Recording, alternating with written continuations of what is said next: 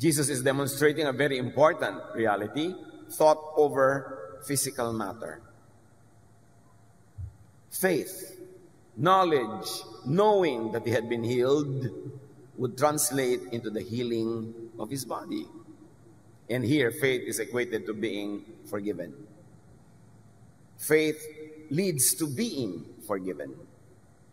The person did not even have to confess. The person did not have to make a big drama about his life, his sin, his past. The faith in Jesus was enough for Jesus to grant forgiveness.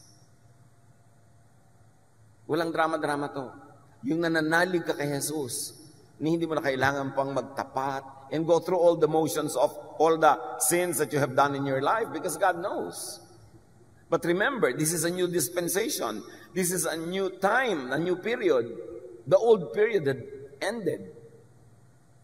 Na hindi na issue lagi yung kasalanan, hindi laging kasalanan ang laman ng isip ng tao, hindi laging paglabigay ng mga offering para patawarin, kasi ibinigay na ang kapatawaran sa pamamagitan ng pagbibigay kay Jesus. Kaya kahit tayo, naging habit na rin natin tuwing lalapit tayo sa Panginoon, laging kasalanan ang laman ng utak natin, patawarin mo ako sa aking kasalanan, masama ako, hindi ako karapat-dapat. We glorify the negative effects of sin.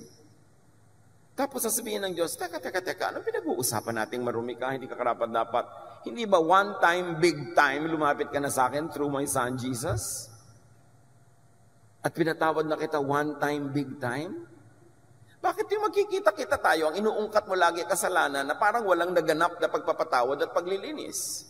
Paano po lagi naman kung nagkakaroon ng mga pagkukulang araw-araw, mga pagkukulang, kasama na yon sa pinatawad. Kaya hindi natatanggal ang kaligtasan pag nagkamali ka, nadapa ka. Hindi lisensya para mag-abuso ka. Pero yan ay para ka maging mapagpasalamat. Nabuti na lang, wala sa performance ko, hindi sa performance ko nakasalalay ang aking kalinisan, kundi sa paglilinis ng Ama sa pamamagitan ni Jesus. Kailan kaya natin maintindihan ito?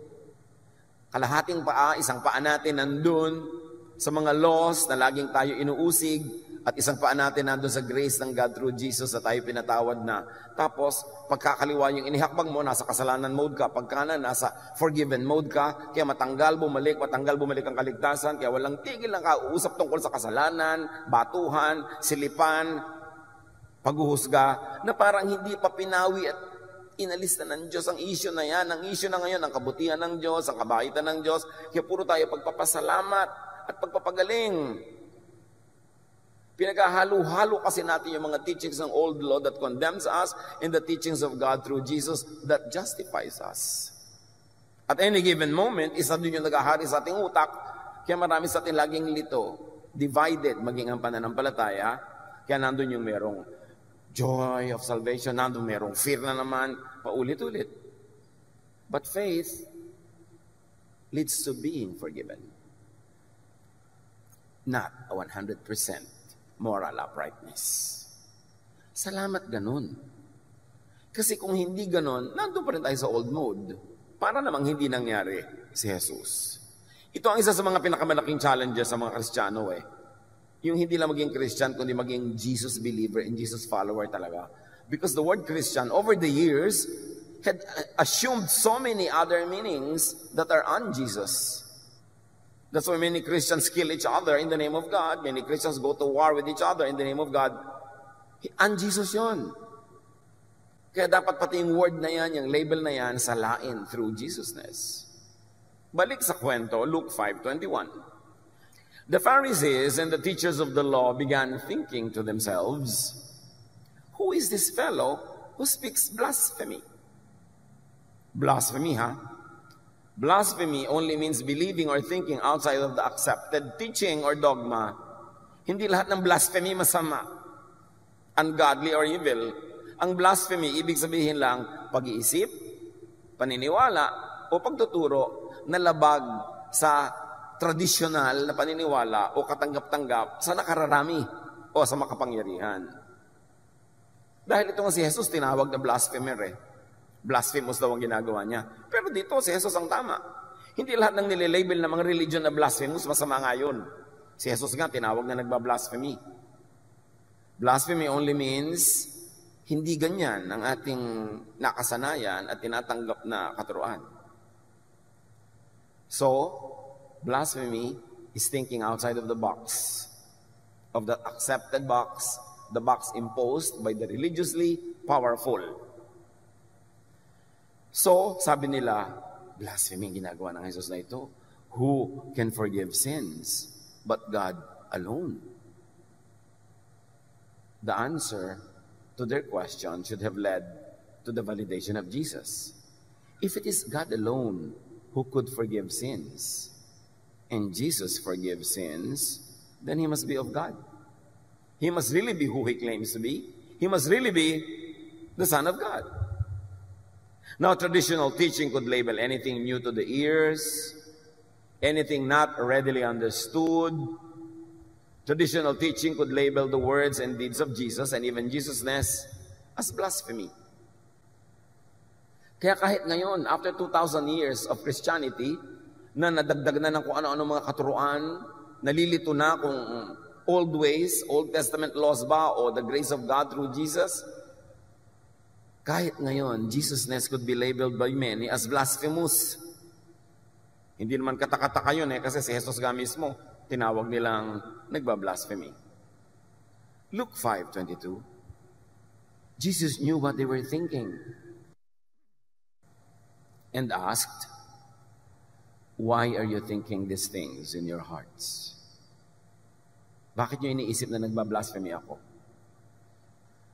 Why do you think that way? Why do you misjudge so quickly and so easily? Why do you instantly decide that what you do not understand is wrong? Why do you instantly decide that whatever thought is not within your tradition is evil? Kaya pati si Jesus, the Son of God, tinawag nilang son of Beelzebub. Anak daw ng Diablo. Pag hindi nila naintindihan, Diablo na agad, demonic na agad. Luke 5:23, sabi pa sa kanila ni Jesus, which is easier to say? Your sins are forgiven, which I have just said. Or to say, get up and walk. Alin ba mas mahirap? Ito yung lumpo. Sinabi ko, your sins are forgiven, and you're offended. Kung sabihin kong get up and walk, ma-offend kayo? Alin bang mas mahirap gawin sa dalawa?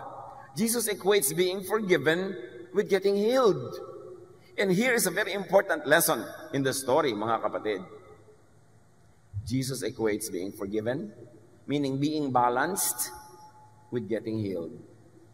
Kasi kung may kasalanan ka, at alam mong kasalanan yon, at totoong kasalanan yon, guilty ka, hindi ka makatulog, nagdadalawang loob ka, natatakot ka, magkakasakit ka talaga.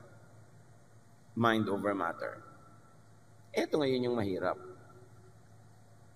Guilty ka sa isang akala mo'y kasalanan, hindi naman pala. Kasi marami silang inaakala na puro kasalanan, hindi naman pala. Itinuro lang sa kanila mga religious leaders para madali sila makontrol, o kailangan talaga ng lipunan nila nung oras na yon, kailangan ng kanilang tribo sa panahon na yon. Kaya minasama para huwag mong gawin, pero na-oversimplify, naging masama na for all time, for all people, tapos nagagawa mo, kasi yun ang natural mo, yun ang kahit pilitin mong hindi gawin na yun ang nangyayari. So ano mangyayari sa'yo? Lagi kang guilty. Laging hati ang iyong loob. Lagi kang takot. At ang pinakamabigat sa lahat, hindi naman pala dapat. Dahil invento lang ng mga pari na ipinagbawal, hindi naman Diyos ang nagbawal. Tapos guilty ka dyan. Pagkatapos lagi ka nanguusig ng iba, ang gulo-gulo nyo, nag-aaway-away kayo sa bagay na di naman pala dapat. To kill or die for. At nagbibigay sa atin ng sakit sa katawan, ang lahat ng uri ng sakit sa isip. Ang lahat ng uri ng imbalances. Kaya in-equate ni Jesus ang pagpapagaling sa pagpapatawad. Hindi lahat ng sakit dahil may kasalanan o guilty. Kasi yung iba talagang very clinical, may germs talaga. Pero marami, tinablan ka ng mga germs, tinablan ka ng mga kung ano-ano. Kasi ang baba ng panlaban ng iyong naturalesa Because you are psychologically imbalanced, which affects your bodily processes. So sabi ni Jesus, kahanga-hanga ang pananalig mo. Pinapatawad na ang kasalanan mo. Which follows na gagaling ka na. Kasi ang nagbibigay sa inyo sakit na yan, yung utak mo, na either guilty ka at dapat ka talaga mag-guilty, o guilty ka sa hindi mo naman dapat ika-guilty, but nevertheless, guilty ka pa rin. Kasi ang teaching sa inyo ng religion is to be guilty about everything. May sakit ka tuloy. Sabi ni Jesus, alin ang madali? Sabihin kung pinatatawad na siya o pinagagaling siya. Luke 5:24. But I want you to know that the Son of Man has authority on earth to forgive sins. Pinoproblema niyo ang pagpapatawad ko ng kasalanan? To forgive sins is to heal. So para patunayan ko sa inyo na meron akong kapangyarihan, karapatang magpatawad, pumunta na tayo sa part 2, yung bunga ng pagpapatawad, yung paggaling. Kayo mga priests sa temple, kayo mga Pharisees, kayo mga teachers of the law, turo kayo ng turo sa mga tao ng kasalanan nila at kung paano sila mapapatawad. Turo kayo ng turo ng walang katapusang offering, walang katapusang pagbibigay ng mga animal sacrifices. Napagaling na ba kayo sa turo na yan? Ang daming sinasabi ni Jesus dito pag nanamnamin natin yung said and the unsaid. If you're going to read between the lines. Sabi niya, alam niyo, ang pagpapatawad leads to healing. Araw-araw, nag-o-offering ang mga tao sa inyo para sa kapatawaran, may na-heal na ba? At para malaman ninyo na tunay ang kapangyarihan ko magpatawad, pues, pumunta tayo sa part 2. Pagalingin natin. John 5:24-25. So he said to the paralyzed man, I tell you, get up, take your mat, and go home. To drive home the point, Jesus did what seemed to be the more difficult thing as far as the Pharisees and the teachers of the law were concerned. Kasi sa kanila, madaling magsabing, pinapatawad ka na ng kasalanan mo sa ngalan ng aking office, ng aking costume, ng aking rank. Ako'y representative ng Diyos, tinatanggap ko yung mga offering mo, pinapatawad na kayo. Madaling sabihin yun, pero wala namang proof na tumalab. Sabi ni Jesus, let's go to the proof which none of you have the power to do and to give. Sabi niya, bumangon ka. Bitbitin mo yung higaan na dating hinihigaan mo lang at ikaw ang binibitbit at umuwi ka na. Resume your life, get a life.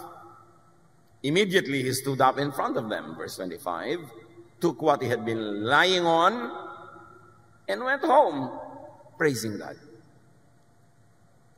Ano pang masasabi mo sa ganyang klaseng eksena? As you were already forgiven, now reap the side effect of that forgiveness. Get up, you are healed. Result, the forgiven and the healed person praises God. Yung mga teachers of the law, yung mga Pharisees, will they praise God? No! Mag-iisip sila na ng iba namang problema ang ibibigay kay Jesus. Sarado ang utak nila. Hindi natuturuan ang saradong utak. Kahit magpabalibalentong, magpasirko-sirko, magpatalon-talon, pasayawin mo ang mga bundok, hindi sila makikinig. Nagtuturo tayo para doon sa mga bukas ang isip, hindi para sa mga sarado. So huwag kang mapipi, huwag kang umanas o bawasan ang pagtuturo mo for the sake of the sarado dahil baka sila magalit sa iyo, baka kanila i-condemn. Hayaan mo sila, nagtuturo ka para doon sa nakabukas para matanggap nila ang pagpapalang inilaan sa kanila ng Diyos na handa nilang tanggapin. Huwag na huwag mong isasara ang pibig mo ng pagtuturo ng mga pagtuturo ni Jesus, ang kanyang pag-ibig, ang kanyang pagpapalaya to please the Pharisees, to please the teachers of the law. They will never be pleased. Luke 5:26, everyone was amazed and gave praise to God. They were filled with awe and said, we have seen remarkable things today. Something that never happens in their daily activities at the temple. 5 times a day they prayed there. Mark 1:27, the people were also amazed that they asked each other, what is this? A new teaching and with authority. Nandun ang pag-asa ng mga paralitiko, nandun ang pag-asa ng mga paralyzed by their body that were made sick, by their sick spirit that was made sick by their guilt, by the law, the new teaching of Jesus, the teaching that has authority, the teaching that has results. Kaya yung mga natuturuan talaga ng Jesusness, they come to terms with the reality. They get to apply the love of God to their insufficiencies and deficiencies and imperfections, and they become clean not by their performance but by their faith in Jesus. They end up praising God. They lift the beds on which they were being carried, and they go home, resume a life, get a life. Nangyayari yan physically, emotionally, spiritually. Lahat ng tao paralyzed, pero hindi physically. Mayroong mga tao paralyzed emotionally. Hindi sila makatanggi sa ayaw nilang tanggihan. Hindi nila magawa ang gusto nilang gawin. May kumokontrol sa kanila. Para sila mga lumpo. Hindi sila makalakad. Hindi nila mapuntahan ang gusto nilang puntahan. Control sila ng dito ang taong yun, ang taong ito. Wala silang laya. Pero ang tunay na tumatanggap ng pagpapalaya ni Jesus, kumikilos, gumagalaw within what Jesus allows. At napakarami nun. Kasi kung ikukulong mo lang ang sarili mo within what Moses' allows, ang liit ng mundo mo. Lagi kang mali, lagi kang kulang. The new idea is that Jesus forgives sins, and Jesus is of God. And the new teaching is proven right by the miracle. That miracle happens to every believer, whether or not it is physical paralysis, or emotional paralysis, or spiritual paralysis. The end is, you get to become mobile. You move, you become free. And you praise God in the process and all through it. Mark 2:15-17, isang parallel illustration. While Jesus was having dinner at Levi's house, and Levi was a tax collector and a sinner, many tax collectors and sinners were eating with him and his disciples, for there were many who followed him. Pag nag-Bible study ka sa bahay ng banal, puro banal din ang dadating. Hindi lumaki ang kingdom of God.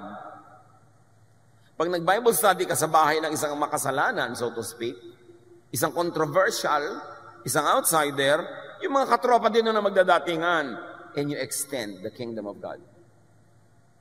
Pag ang lagi mo lang kasama, yung mga relihiyoso na, ang isasama din yan, relihiyoso rin, hindi dadami ang napapalaya ng Diyos. Si Jesus marunong. He was socializing. Getting involved. Nakikisangkot siya sa mga puwera sa lipunan, sa mga latak, yung mga hindi sinasali sa church, yung mga nilalait, yung lagi na lamang nanilibak, nandun siya. It was the sinners, the rejects, the victims of persecution by the religious that followed Jesus in great numbers. Ang mga tunay na nagsamahan at nagsunuran kay Jesus, hindi yung mga relihiyoso. Yung mga biktima ng relihiyon. Yung mga biktima ng panguusig, pangungutya, pagpupwera ng relihiyon. Nakakita kay Jesus ng kakampi. Nakakita kay Jesus ng pag-ibig ng Ama ng nasa langit na hindi nila nakikita sa mga relihiyoso. So, pag nandun si Jesus, at is silang magpunta. Mga church people, at is ba sa inyo ang mga kamag-anak at mga kaibigan na hindi nag-church? O pasong-pasok sa inyo? O talagang sinisindihan nyo sila kaya tuloy na papasok? That's not the style of Jesus. That's the style of the Pharisees.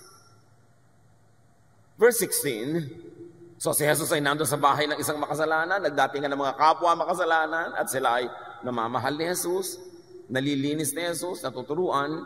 When the teachers of the law, who were Pharisees, saw him eating with the sinners and tax collectors, they asked his disciples, why does he eat with tax collectors and sinners?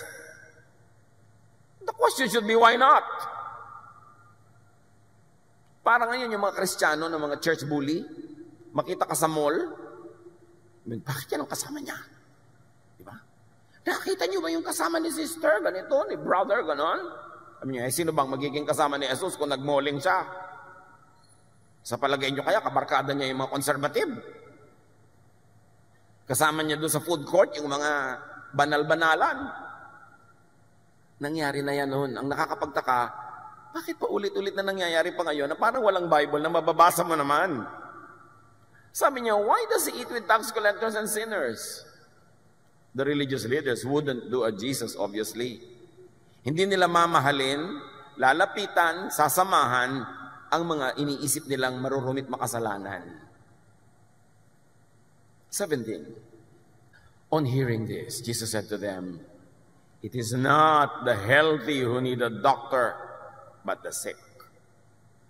I have not come to call the righteous, but sinners.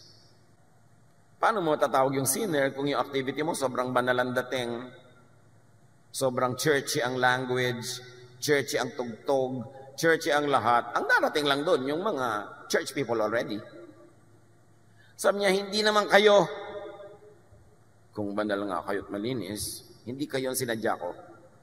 Hindi niyo ako kailangan. Kasi naghahari-harian na kayo. Boss na kayo eh. Kayo na yung kinakatakutan ng mga sinner, kayo yung nag-judge, kayo yung nagpupwera, para kayong mga konsino. So hindi niyo ako kailangan. Pumunta ako doon sa mga kawawa, kinakawawa, nagtatago sa dilim, inuusig, nililibak ng reliyon.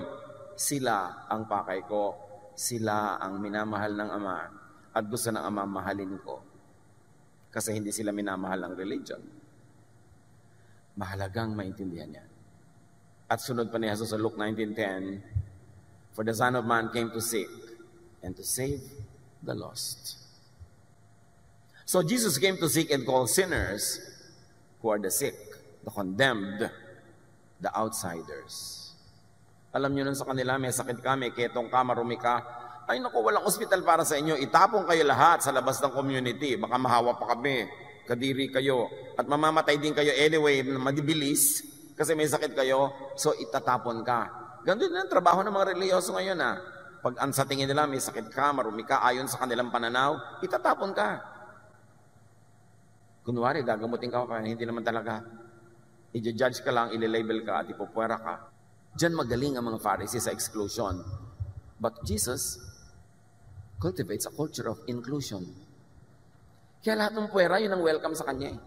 Yung babaeng dinudugo, bawal niyang makitungo sa kanya. Pero hinayaan niyang hawakan yung laylayan ng kanyang damit at gumaling yung babae. Yung mga ketongin na hindi pwedeng lapitan ng tao, babatuhin nga ng tao pag nandiyan yung ketongin para lumayo. Ang mga ketongin may utos na, kailangan sabihin nyo pag may tao, unclean, unclean, I'm unclean, para kalayuan. Labelan mo ang sarili mo para kaipwera. Yan ang mga hinipo ni Jesus. Yan ang mga dinayon niya. Yan ang kanyang pinuntahan at sinadya. Hinawakan, hinipo, minahal. Tapos ang mga Kristiyano baligtad. Kailan kaya tayo magiging maka-Jesus talaga? John 1:29, si John the Baptizer, ang daming sumusunod sa kanya at nakikinig kasi kakaiba rin yung turo niya. Wala sa labas ng templo, nasa mga ilog-ilog, nasa mga gilid-gilid. The next day, John saw Jesus coming toward him and said, look, the Lamb of God who takes away the sin of the world. This is loaded with meaning.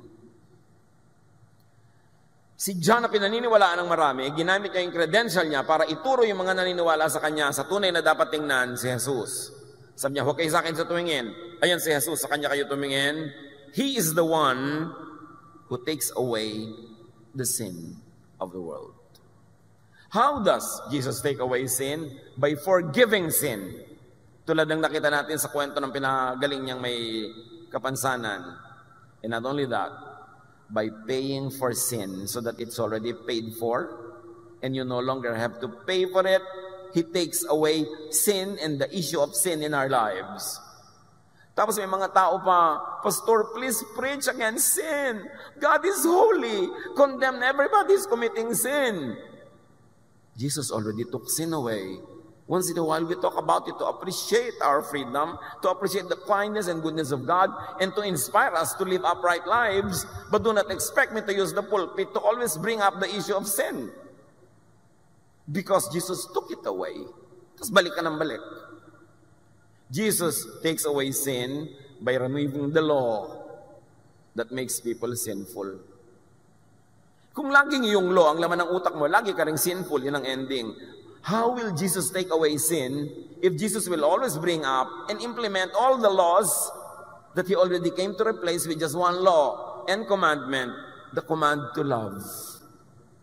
Hindi compatible ang law at ang love. Hindi compatible ang old traditions of the temple and the new teaching of Jesus that has power. Pag na-reconcile natin sa utak natin, maiintindihan natin kung sino si Jesus. Pero nung nagtuturo si Jesus diyan, that He was the bread from heaven, ang dami hindi nakaintindi, nag-alisan, ay ayaw namin ang teaching mo. Si Jesus na ngayon nagtuturo, nilayasan pa eh.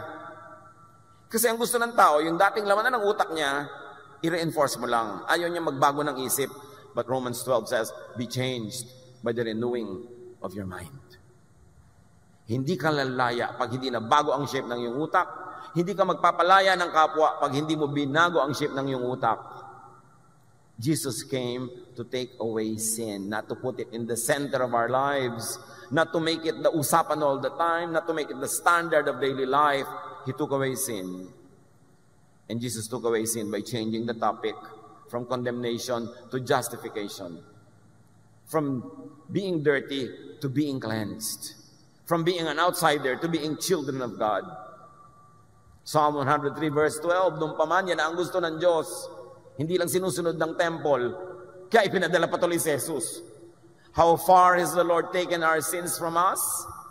Farther than the distance from the east to the west.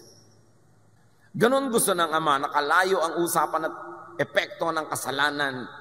Inilayo niya kung gaano kalayo ang silangan sa kanluran. Tapos ikaw naman, lahat na lang ng issue, laging sin ang topic mo, binabalik mo. Nilayo na nga ng Ama, nilalapit mo na naman. Hindi ibig sabihin na mabuhay ka doon sa kasalanan. Pero ang truth is, marami ng dating kinoconsider nilang kasalanan, inalis ni Jesus yung kamandag nun. Binayaran na niya. Kung totoong kasalanan man, binayaran. At yung hindi naman kasalanan, nagpinagmumukha lang kasalanan ng reliyon, ibinunyag ni Jesus. Kasalanan pala magtrabaho sa Sabat, ha? So nagtrabaho siya na nagtrabaho sa Sabat. Ipinakita niya, hindi kasalanan niya, nakala niyo lang. Kasalanan palang kumain ng kung ano-ano. So sila, sabi ni Jesus, ang mahalaga yung lumalabas sa bibig, hindi yung kinakain mo, papasok. So, ang dami nilang akala, kasalanan, hindi naman pala. Gaano karami sa buhay niyo at buhay nating lahat, ang inaakala natin kasalanan, hindi naman pala. Dapat tayong lumaya doon because Jesus takes away sin. Huwag matulog, mahimbing sa mga dating pag-iisip. Kahit ang pag-iisip na yun ang galing sa religion, reviewin ang lahat, salain sa Jesus filter. Maraming pahirap sa ating isip at loob, di dapat. Kaya awang-awa sa atin ng Ama, ipinadala si Jesus. Sabi ng Ama, kinakawawa kayo ng relihiyon, kinakawawa kayo ng isang katerbang mga law, napakarami mga bagay na hindi nyo naman masusunod, lagi tuloy kayong guilty. Here is my Son. Let Him pay for all the real sins, and let Him reveal to you what you think is sinful but is not. Dapat reviewin. 1 John 1:9. If we confess our sins, He is faithful and just and will forgive us our sins and purify us from all unrighteousness. Of course, ito'y bagay dun sa mga hindi pa nagkakaroon ng one-time, big-time confession to God. Pero pag nangyari na, anak ka na ng Diyos, hindi na dapat ganun kalaki ang issue.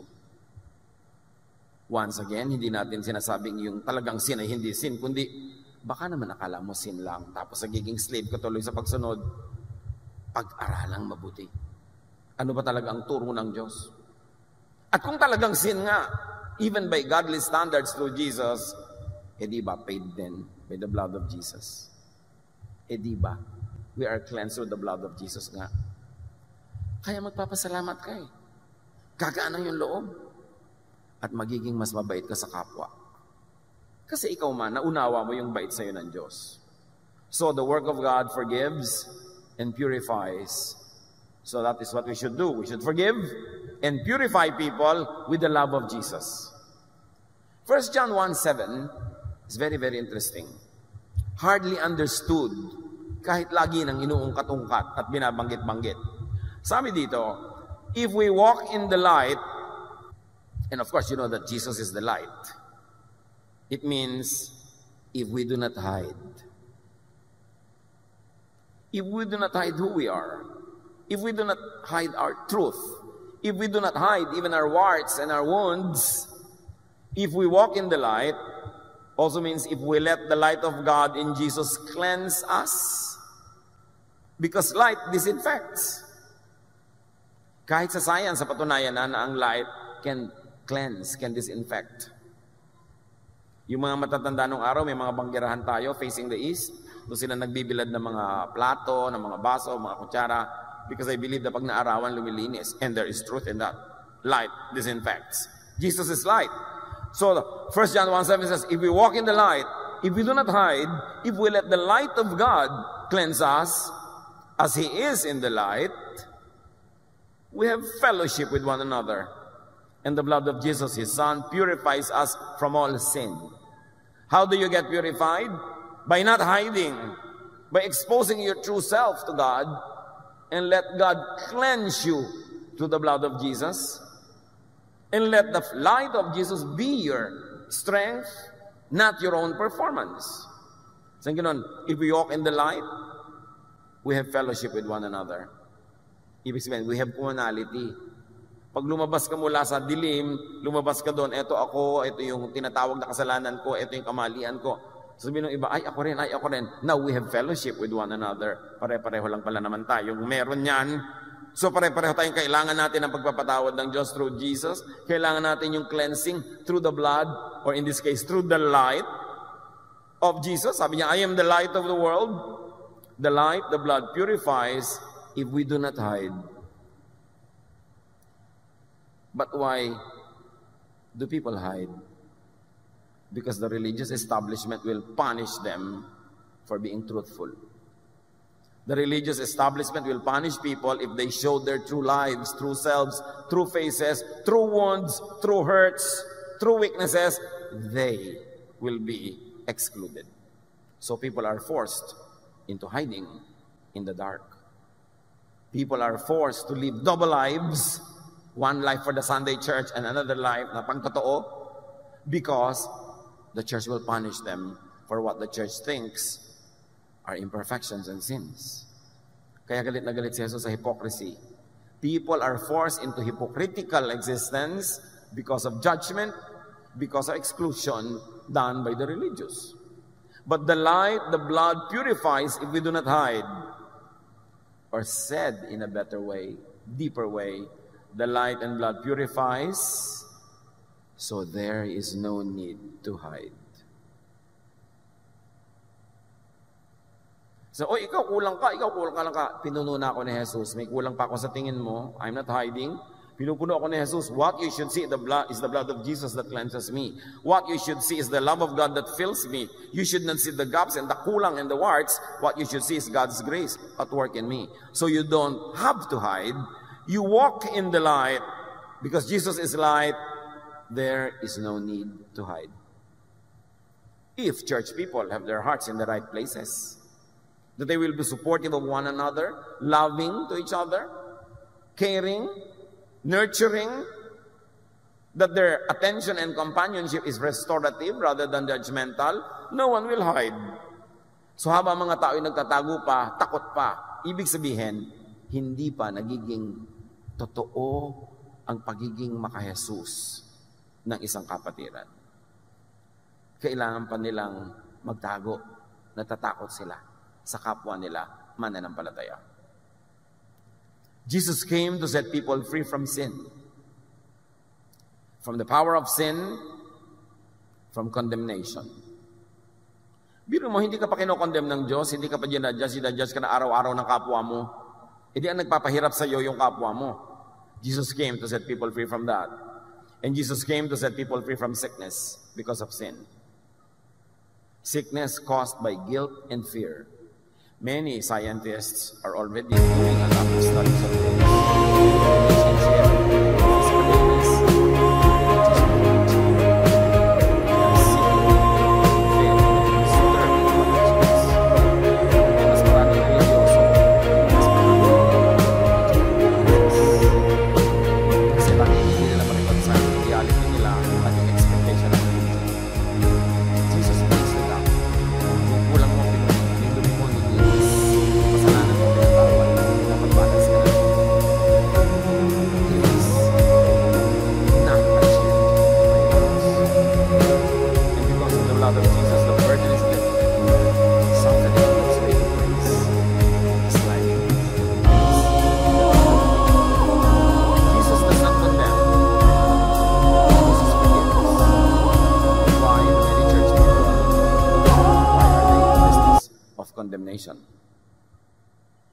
That is not the business of Jesus.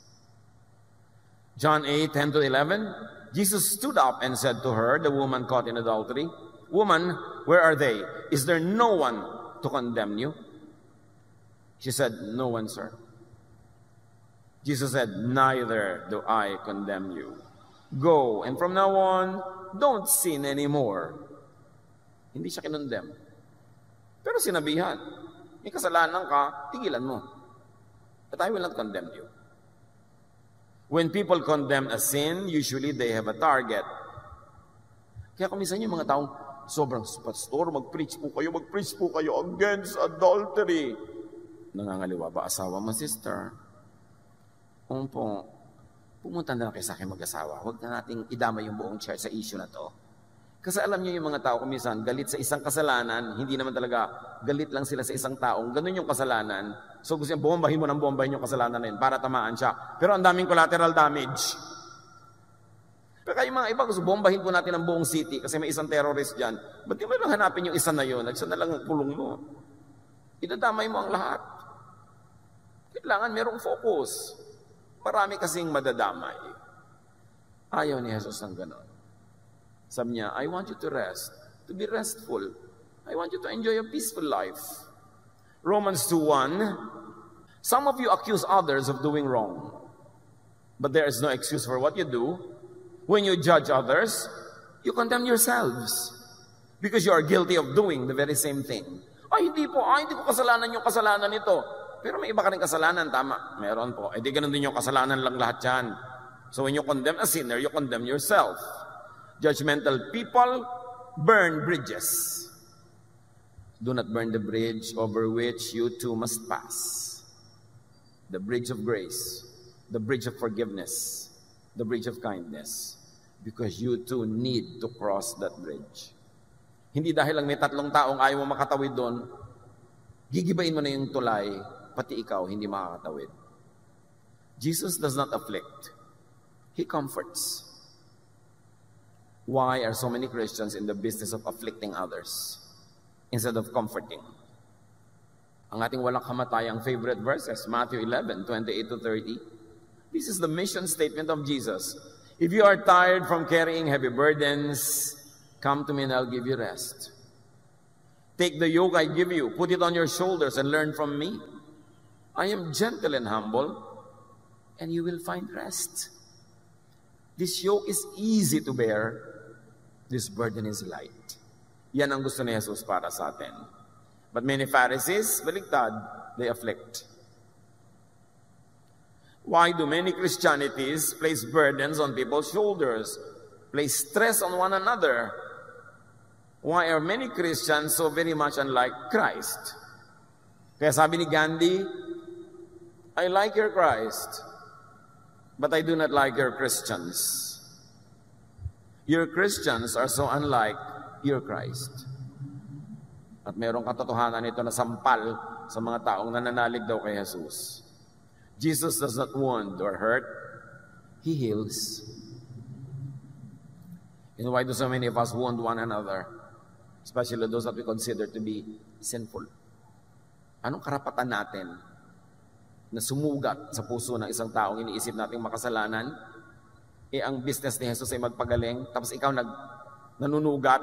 So nasa kanino ka ba talagang panig? Dapat magkalinawan. Jesus does not scare or trouble. He does not vex. He gives peace. Tapos yung magte-text sa'yo, yung magpopo sa maraming Kristiyano, ang mga news na nakakatakot, nakaka-disturb. Jesus is in the business of giving peace. John 14:27, I give you peace. The kind of peace that only I can give. It isn't like the peace that this world can give. So don't be worried and afraid. Why do so many Christians trouble one another? Ang konti-konti ng Jesus sa Christianity, kaya lagi natin ina-emphasize. Ay, gano'n na naman ba ang teaching ni Pastor? Jesusness na naman. 2,000 taon na kasi na nawawala yung Jesusness eh. Kailangan talagang pagtrabahuhan para ibalik. To put Jesus back in His church. The work of Jesus includes, does not exclude. Walang puwera kay Jesus.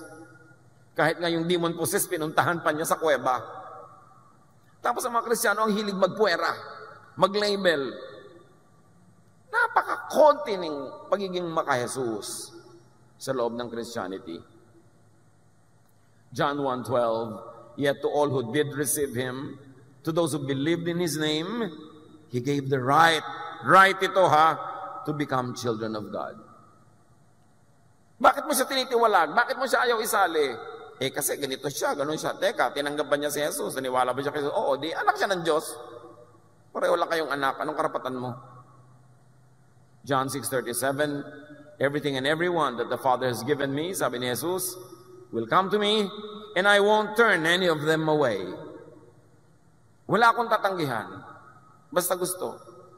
Basta gusto lumapit. Walang puwera. Basta gusto. Many Pharisees are in the business of exclusion. Why do so many Christians exclude other people? Hindi yan Jesus style. The work of Jesus loves, does not hate. And yet many Christian congregations are in the business of hating.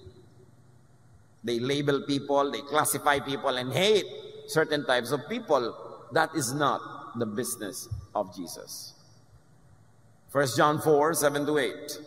Dear friends, let us love one another, for love comes from God. Everyone who loves has been born of God and knows God. Whoever does not love does not know God, because God is love. So kung hindi ka maibigin at baligtad pa nga ang selan-selan mo, marami kang pinandidirihan, marami kang ayaw, marami kang kinakamuhian. Tulad ka ng Pharisees, many Pharisees teach and promote hatred. Laging mayroong tatargetin na group, tatargetin na tao, tatargetin na kung sino-sino, tapos yun ang magiging object of hatred. At pasimuno ang maraming Christian churches sa business na ito. The work of Jesus loves does not hate. 1 John 4:20, whoever claims to love God, yet hates a brother or a sister, is a liar. We should be in the business of loving people, of opening our hearts, our doors, even to people we do not like. Because when people believe in Jesus, God gives them the right to be His children. And you as a child of God has no bigger rights than other children of God. Pare-pareho lang tayong anak ng Diyos.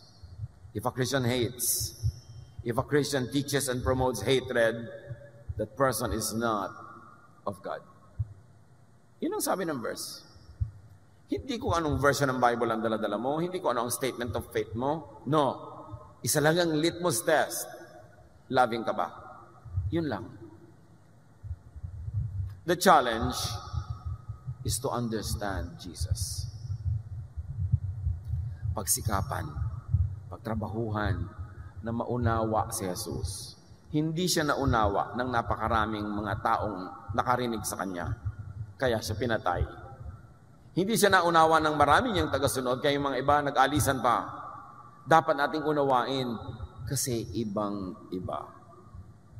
Hindi pwedeng pagsabayin yung mga dati nang nakasanayan na pag-iisip at ang very revolutionary, very new teaching of Jesus that is proven with power. The forgiveness of Jesus heals. So are we healed? Are we healing fast? And do we allow other people to heal? Through and by the love and power of Jesus, let us forgive others and help them heal. Whether or not the sin that you assign to them is real or imagined, the ending is the same. Just forgive. Huwag mo na ipagpilitan na totoo siyang makasalanan. Okay, totoo rin tayong makasalanan. God forgive us, so forgive. Paano pa kung hindi naman pala totoong kasalanan? Guni-guni mo lang na kasalanan yon, edi doble ang pananagutan mo sa Diyos. And very importantly, forgive yourself. Be easy on yourself. Madalas ang effect ng religion and religiosity sa tao, self-flagellation, self-judgment, self-condemnation. Nasaan yung peace? Nasaan yung rest? Kung gaano gusto ni Jesus na mahalin mo ang kapwa, sabi niya, love others as you love yourself. Meaning, love yourself and love others in the same way. Kailangan kasali ka sa pinapatawad mo. Kailangan kasali ka sa tinatanggap mo para ang lahat maunawa ang lawak, lalim, ang ganda ng pag-ibig ng Diyos through Jesus. Lord, teach us to understand that we are forgiven. That we are forgiven yesterday, today, and tomorrow. And teach us to extend the same forgiveness to our fellow humans. That we also forgive them for yesterday, today, and tomorrow. So everybody lives in a climate of forgiveness and love that gives rest and peace, which is what you want for us, here and in eternity. Pagbulay-bulayan, pag-isipan ng practical na paraan ng pagsunod